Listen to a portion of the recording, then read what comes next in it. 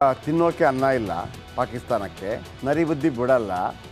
ಇಂಡಿಯಾವನ್ನು ಕಂಡ್ರೆ ಎಲ್ಲ ಕಡೆ ಉರಿ ಉರಿ, ಶಸ್ತ್ರಾಸ್ತ್ರ ಬೇಕು, ಭಾರತವನ್ನು ಅಟ್ಯಾಕ್ ಮಾಡಬೇಕು. ಈಸಿ ಏನೇನ್ರಿ ಅದು? ಆದರೂ ಕೂಡ ಉಗ್ರರನ್ನು ಕಳಿಸ್ತಾ ಇದ್ದಾರೆ. ಬನ್ನಿ ಇದರ ಬಗ್ಗೆ ಒಂದು ಸ್ಪೆಷಲ್ ರಿಪೋರ್ಟ್.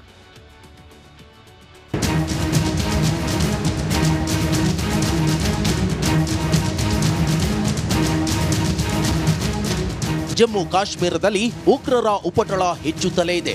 ಕಳೆದ 42 ದಿನಗಳಲ್ಲಿ ಬರೋಬ್ಬರಿ 9 ಭಯೋತ್ಪಾದಕರ ದಾಳಿ ನಡೆದಿದೆ. ಕಾರ್ಯಾಚರಣೆಯಲ್ಲಿ 12 ಯೋಧರು ಹುತಾತ್ಮರಾಗಿದ್ದಾರೆ, 13 ಯೋಧರಿಗೆ ಗಾಯಗಳಾಗಿವೆ, 10 ಅಮಾಯಕರು ಬಲಿಯಾಗಿದ್ದಾರೆ, 44 ಜನ ಸಾರ್ವಜನಿಕರಿಗೆ ಗಾಯಗಳಾಗಿವೆ. ತರಬೇತಿ ಪಡೆದ ಪಾಕ್ ಉಗ್ರರು ಜಮ್ಮುವಿಗೆ ಒಳ ನುಸುಳ್ತಾ ಇರೋದ್ರಿಂದ ಭಾರತೀಯ ಸೇನೆ 500 ಪ್ಯಾರಾ ಕಮಾಂಡೋಗಳನ್ನ ನಿಯೋಜಿಸಿದೆ. ಈ ಪ್ರದೇಶದಲ್ಲಿ 50ರಿಂದ 55 ಪಾಕಿಸ್ತಾನಿ ಭಯೋತ್ಪಾದಕರು ಅಡಗಿದ್ದಾರೆ ಎನ್ನಲಾಗ್ತಿದೆ. ಈ ಉಗ್ರರಿಗೆ ಪಾಕಿಸ್ತಾನ ನಿವೃತ್ತ ಸೈನಿಕರು ತರಬೇತಿ ನೀಡಿದ್ದಾರೆ ಎನ್ನಲಾಗ್ತಿದೆ. ಬೈನಾಕ್ಯುಲರ್ ಅಳವಡಿಸಲಾಗಿರುವ M4 US ಕಾರ್ಬೈನ್ಗಳು, ಚೈನೀಸ್ ಸ್ಟೀಲ್ ಕೋರ್ ಬುಲೆಟ್ಗಳು ಮತ್ತು ನಿಖರ ಗುಂಡಿನ ದಾಳಿ ಗಮನಿಸಿದ್ರೆ ಈ ಭಯೋತ್ಪಾದಕರು ನಿವೃತ್ತ ಪಾಕಿಸ್ತಾನ ಸೇನೆಯ ವಿಶೇಷ ಸೇವಾ ಗುಂಪಿಗೆ ಸೇರಿದವರು ಎನ್ನಲಾಗ್ತಿದೆ. ಇಲ್ಲವೇ ಗೆರಿಲ್ಲಾ ಯುದ್ಧದಲ್ಲಿ ಚೆನ್ನಾಗಿ ತರಬೇತಿ ಪಡೆದ ಉಗ್ರರು ಆಗಿರಬಹುದು ಅಂತ ಗುಪ್ತಚರ ಅಧಿಕಾರಿಗಳು ಹೇಳ್ತಿದ್ದಾರೆ.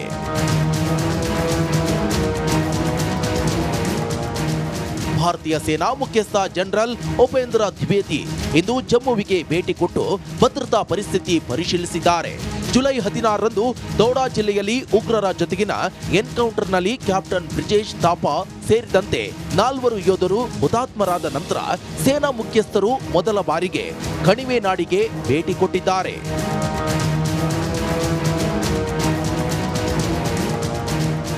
ಭಾರತದಲ್ಲಿ ಭಯೋತ್ಪಾದಕ ಕೃತ್ಯಗಳನ್ನು ಎಸಗಲು ಪಾಕಿಸ್ತಾನ ಉಗ್ರರನ್ನ ರವಾನಿಸುತ್ತಿದೆ. ಅದೇ ಮಾದರಿಯಲ್ಲಿ ಅಫ್ಘಾನಿಸ್ತಾನದ ತಾಲಿಬಾನ್ ಸರ್ಕಾರ ಪಾಕಿಸ್ತಾನದೊಳಗೆ ಉಗ್ರರನ್ನ ಕಳಿಸುತ್ತಿದೆ. ಖೈಬರ್ ಪಖ್ತೂನ್ವಾದಲ್ಲಿ ಪಾಕ್ ಸೇನೆಯ 8 ಯೋಧರನ್ನ ಉಗ್ರರು ಹತ್ಯೆಗೈದಿದ್ದಾರೆ. News desk, Republic Kannada.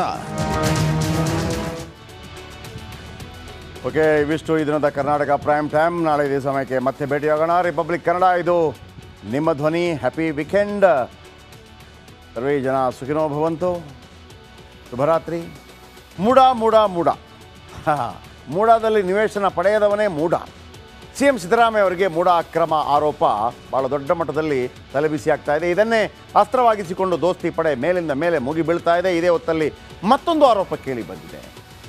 ಇಲ್ಲಿ ಬೀರ, ಆಮೇಲೆ ಅದರ ಮಾಲೀಕ ಇಲ್ಲ, ಹೀಗೆಲ್ಲ ಆರೋಪ ಕೇಳಿ ಬರ್ತಾ ಇತ್ತಲ್ಲ. ಈಗ ಮಾಲೀಕರು ಪ್ರತ್ಯಕ್ಷ ಆಗಿದ್ದಾರೆ. ಅವ್ರದ್ದೇ ಒಂದು ಆರೋಪ ಇದೆ, ಅವ್ರಿಗೊಂದು ಕಂಪ್ಲೇಂಟ್ ಮಾಡಿದ್ದಾರೆ. ಬನ್ನಿ ಸ್ಟೋರಿ ನೋಡಿ.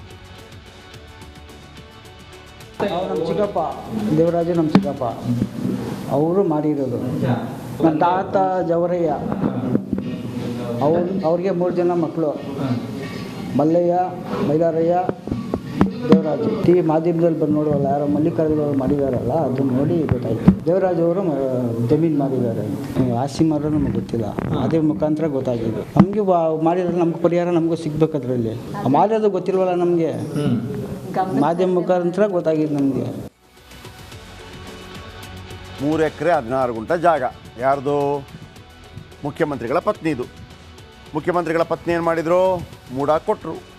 ಒಂದೋ ಅಷ್ಟೇ ಜಾಗ ವಾಪಸ್ ಕೊಡಬೇಕು, ಇಲ್ಲ ಅದಕ್ಕೆ ದುಡ್ಡು ಕೊಡಬೇಕು, ಇಲ್ಲ 50-50 ಕೊಡಬೇಕು. ಕ್ರಮ ಪ್ರಕಾರ ಎಲ್ಲವೂ ಆಯಿತು. ತಪ್ಪಾಗಿದೆ ಮತ್ತೊಂದು ಮೂಡ. ಈಗ ಕುಮಾರಸ್ವಾಮಿ ಹೇಳಿದರು, ಸ್ವಾಮಿ ಅದಕ್ಕೆ ಮೂಲ ಜಮೀನ್ದಾರರೇ ಇಲ್ಲ, ನಿಂಗ ಮತ್ತು ಜವರ ಡೂಪ್ಲಿಕೇಟ್ ಅಂತ ಹೇಳಿದರು. ನಿಂಗ ಜವರ ಅಂತ ಯಾವುದೋ ಡೂಪ್ಲಿಕೇಟ್ ಮಾಡಿಬಿಟ್ರು, ಅಡ್ರೆಸ್ ಇಲ್ಲದವ್ರನ್ನ ಮಾಡಿಬಿಟ್ಟು ಮಲ್ಲಿಕಾರ್ಜುನಯ್ಯ ಭೂಮಿ ಬರ್ಕೊಂಡು ಅದನ್ನು ಗಿಫ್ಟ್ ಡೀಡ್ ಮಾಡಿದ್ದಾರೆ. ಆ ಮೂಲವೇ ಸರ್ಕಾರದ್ದು ಅಂತ. ಇವತ್ತು ಬೆಳಿಗ್ಗೆ ನೋಡಿದ್ರೆ ನಿಂಗ ಮತ್ತು ಜವರ ಪ್ರತ್ಯಕ್ಷ ಅಂದರೆ ಫ್ಯಾಮಿಲಿ. ಪಾಪ ಅವ್ರಿಗೂ ಗೊತ್ತಿಲ್ಲ, ಇಲ್ಲಿ ಏನೋ ಗೋಲ್ಮಾಲ್ ಆಗಿದೆ ರೀ. ಅವ್ರಿಗೂ ಗೊತ್ತು. ಅವ್ರು ಹೇಳ್ತಾರೆ, ಅಯ್ಯಪ್ಪ ನಮ್ಮ ಅಜ್ಜನಿಗೆ ಇಷ್ಟ ಅಸ್ತಿತ್ತ ಅಂತ. ಅವರು ಫುಲ್ಲು, ನಮ್ಮ ಅಜ್ಜನಿಗೆ ಇಷ್ಟ ಅಸ್ತಿದೆಯಾ?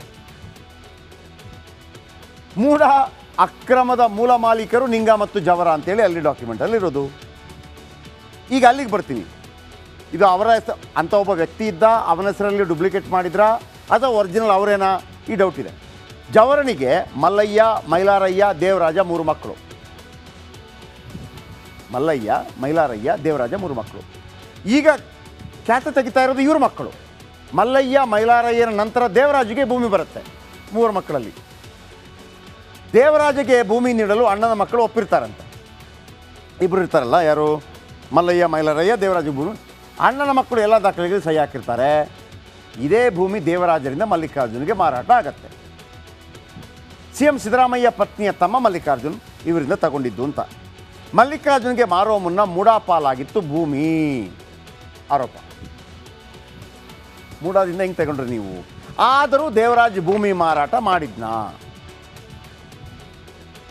ನಿಂಗ ಯಾರು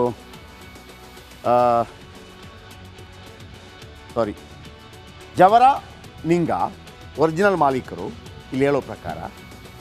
ಅವರಿಂದ ಮೂಡಾಗಿ ಭೂಮಿ ಹೋಗುತ್ತೆ, ಡಿನೋಟಿಫಿಕೇಶನ್ ಆಗಿ ಮೂಲ ಮತ್ತು ಜವರಗೆ ವಾಪಸ್ ಬರುತ್ತೆ, ನಿಂಗ ಮತ್ತು ಜವರಗೆ ವಾಪಸ್ ಬರುತ್ತೆ. ಆ ಭೂಮಿಯನ್ನು ಮಲ್ಲಿಕಾರ್ಜುನಯ್ಯ ಖರೀದಿ ಮಾಡ್ತಾರೆ. ಆಮೇಲೆ ಅದನ್ನು ಮುಖ್ಯಮಂತ್ರಿಗಳ ಪತ್ನಿ ತನ್ನ ಸಹೋದರಿ ಕೊಡ್ತಾರೆ. ಆ ಜಾಗವನ್ನು ಮೂಡ ಗೊತ್ತಿಲ್ಲದೆ ನಿವೇಶನ ಮಾಡಿ ಮಾರತ್ತೆ. 2000 ನಂತರ ಗೊತ್ತಾಗುತ್ತೆ ನನ್ನ ಜಾಗವನ್ನು ಕಬಳಿಸಿದ್ದಾರೆ ಅಂತೇಳಿ ಮುಖ್ಯಮಂತ್ರಿಯವರ ಪತ್ನಿಗೆ. ಅವರು ಪತ್ರ ಬರೀತಾರೆ. ಮೂಡ ಹೇಳುತ್ತೆ ನಮ್ಮಿಂದ ಮಿಸ್ಟೇಕ್ ಆಗಿದೆ ಅಂತೇಳಿ. ಏನು ಬೇಕು ಅಂತ ಕೇಳ್ತಾರೆ. ನನಗೆ 50-50 ಕೊಡಿ ಅಂತಾರೆ. ಆ ಜಾಗ ಕೊಡ್ತಾರೆ, 14 ಸೈಟ್ ಕೊಡ್ತಾರೆ. ಈಗ ಹೇಳ್ತಿರೋದು ಈ ಜಾಗ ಅಕ್ರಮವಾಗಿ ಮಾಡಲಾಗಿದೆ ಅಂದರೆ ಮಲ್ಲಿಕಾರ್ಜುನಯ್ಯ ಮೂಡಾದ ಜಾಗವನ್ನೇ ಡುಪ್ಲಿಕೇಟ್ ಆಗಿ ಮಾಡಿಕೊಂಡಿದ್ದಾರೆ. ಒಂದು. ಎರಡನೇದು, ಈ ಜವರ ಮತ್ತು ನಿಂಗ ದಲಿತರು. ಆ ದಲಿತರ ಜಾಗವನ್ನು ಮಾರಾಟ ಮಾಡೋಂಗಿಲ್ಲ, ಹೆಂಗೆ ನೀವು ತಗೊಂಡ್ರಿ? ಇಲ್ಲಿ ನನಗನ್ಸೋದೇನು ಗೊತ್ತಾ, ಇಲ್ಲಿ ಒಂದು ಗೋಲ್ಮಾಲ್ ಆಗಿದೆ. ಮುಖ್ಯಮಂತ್ರಿಗೂ ಇದಕ್ಕೂ ಸಂಬಂಧ ಇಲ್ಲ. ಅವರ ಪತ್ನಿಯಾಗಿ ಮುಖ್ಯಮಂತ್ರಿಯನ್ನು ಟಾರ್ಗೆಟ್ ಆಗ್ತಾ ಇದೆ. ಮುಖ್ಯಮಂತ್ರಿ ಉತ್ತರ ಕೊಡಬೇಕಾಗತ್ತೆ, ಬಿಕಾಸ್ ಮುಖ್ಯಮಂತ್ರಿಯವರು. ಈ ತೊಳಲಾಟದಲ್ಲಿ ಸಿದ್ದರಾಮಯ್ಯನವರು ಇದ್ದಾರೆ ಅಂತ ನನಗನ್ನಿಸ್ತಾ ಇದೆ. ಇನ್ನು ಮೊಮ್ಮಗನ ಆರೋಪ ಏನು? ಬನ್ನಿ ಕೇಳಿ. ಯಾರು? ನಿಂಗ ಜವರನ ಮೊಮ್ಮಗ. ಅಣ್ಣನ ಮಕ್ಕಳಿಂದ ಆಸ್ತಿ ಪತ್ರಗಳಿಗೆ ಸಹಿ ಪಡೆದಿದ್ದರು ದೇವರಾಜ್. ಅಂದರೆ ಚಿಕ್ಕಪ್ಪ ಸಹಿ ಹಾಕಿಸಿಕೊಂಡ ದೇವರಾಜ್ ಮೋಸ ಮಾಡಿದ ಆರೋಪ. ಚಿಕ್ಕಪ್ಪ ನಮಗೆ ಯಾವುದೇ ಹಣ ಕೊಟ್ಟಿಲ್ಲ ಅಂಥೇಳಿ ಮಂಜುನಾಥ್ ಆರೋಪ. ದೇವರಾಜ್ ವಿರುದ್ಧ ಮೈಲಾರಯ್ಯನ ಮಗ ಮಂಜುನಾಥ್ ಕಿಡಿಕಿಡಿಯಾಗಿದ್ದಾನೆ. ಅರ್ಥ ಆಯ್ತಲ್ಲ ನಿಮಗೆ? ಅಷ್ಟೇನು ಹೇಳ್ತಾರೆ, ನಾವು 3 ಜನ, ನಮ್ಮ ಅಜ್ಜನಿಗೆ 3 ಜನ ಮಕ್ಕಳು, ದೇವರಾಜ್, ಮಲ್ಲಯ್ಯ, ಮೈಲಾರಯ್ಯ. ಮಲ್ಲಯ್ಯ ಮತ್ತು ಮೈಲಾರಯ್ಯ ದೇವರಾಜ್ಗೆ ಬರ್ಕೊಡ್ತಾರೆ, ಮಕ್ಕಳು ಕೂಡ ಬರ್ಕೊಡ್ತಾರೆ. ದೇವರಾಜ್ ಭೂಮಿ ಮಾರ್ತಾನೆ, ದುಡ್ಡು ಬರುತ್ತೆ, ನಮ್ಗೆ ಕೊಡಲ್ಲ. ಈಗ ಆರೋಪ ಮಾಡ್ತಾ ಇದ್ದಾರೆ, ಕೇಳಿಸ್ಕೊಳ್ಳಿ. ಸಿದ್ದರಾಮಯ್ಯ ಮತ್ತು ಅವರ ಕುಟುಂಬದವರು ಒಂದು ದಲಿತ ಕುಟುಂಬಕ್ಕೆ ಅನ್ಯಾಯ ಮಾಡಿ, ಅಂದರೆ ದೌರ್ಜನ್ಯ ಎಸಗಿ ಅವ್ರಿಗೆ ಸೇರಬೇಕಾದ ಆಸ್ತಿನ ತಮ್ಮ ಕುಟುಂಬದ ಆಸ್ತಿನ ಮಾಡ್ಕೊಂಡಿದ್ದಾರೆ. ಸೊ ಇದರಲ್ಲಿ ಯಾವುದೇ ರೀತಿಯ ಅನುಮಾನಗಳು ಇಲ್ಲ. ಇದನ್ನು ಹೇಳಿರೋದು ಸೇಮೈ ಕೃಷ್ಣ ಅವರು. ಇವರು RTI ಕಾರ್ಯಕರ್ತ, ಸಾಮಾಜಿಕ ಕಾರ್ಯಕರ್ತ. ಇವರು ಇದನ್ನು ಹೊರಗೆ ತಂದಿದ್ದು. ಅವರನ್ನು ಅರೆಸ್ಟ್ ಮಾಡಿ ಅಂತೇಳಿ ಕಾಂಗ್ರೆಸ್ ಕಾರ್ಯಕರ್ತರು ಕಂಪ್ಲೇಂಟ್ ಕೊಟ್ಟಿದ್ದಾರಂತೆ. ಈಗ ನಿಂಗ ಉರ್ಫ್ ಜವರ ಅವರು ಕೂಡ ನಮ್ಮ ಜಾಗವನ್ನು ತಗೊಂಡಿದ್ದಾರೆ ಅಂತ ಕಂಪ್ಲೇಂಟ್ ಇದೆ. ಎಲ್ಲಿಗೆ ಹೋಗಿ ಬಂದಿಲ್ಲ ಅಂತ ಗೊತ್ತಿಲ್ಲ. ನಿಜವಾಗಿ ಹೇಳ್ತೀನಿ, ಸಿದ್ದರಾಮಯ್ಯನವರಿಗೆ ದೊಡ್ಡ ತಲೆನೋವು. ಈವನ್ ವಾಲ್ಮೀಕಿ ನಿಗಮದಲ್ಲೂ ಕೂಡ ಸೇಫ್ ಆಗ್ತಾರೆ. ಇದರಲ್ಲಿ ಏನೋ ಸಿಕ್ಕಾಕೊಂಡಂಗೆ ಕಾಣ್ತಾ ಇದೆ. ಅವರಲ್ಲ, ಅವರ ತಮ್ಮನ ಕೆಲವು ಪ್ರಕರಣಗಳು ಅಥವಾ ಒಂದು ಕಿರಿಕಿರಿ ಆದಂಗೆ ಕಾಣ್ತಾ ಇದೆ. ನೋಡೋಣ ಏನಾಗುತ್ತೆ ಅಂತ.